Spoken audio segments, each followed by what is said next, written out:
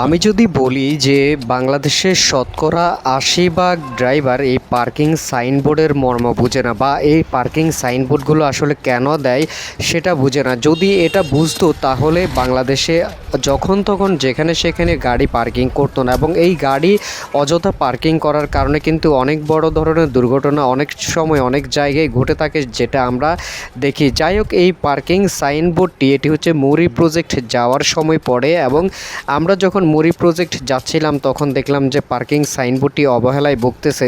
তখনই আমি সাথে সাথে আমার টিমকে খবর দিয়ে আমাদের মানবিক টিম নোয়াখালীর পক্ষ থেকে আমরা চেষ্টা করেছি যে এই পার্কিং সাইনবোর্ডটি সুন্দর করে আবার আগের মতো করে দেওয়ার জন্য। পার্কিং সাইনবোর্ডটি আগাছার কারণে আপনারা দেখতে পাচ্ছেন কি অবস্থা হয়েছে, এবং ইতিমধ্যেই কিন্তু আপনারা পরিবর্তনটা দেখতে পাচ্ছেন যে আগে কেমন ছিল এবং বর্তমানে কেমন হয়েছে পার্কিং সাইনবোর্ডটি। আমাদের এই কাজটি যদি আপনার কাছে মানবিক মনে হয়, শুধুমাত্র ভিডিওটি একটিবার শেয়ার করুন। ধন্যবাদ।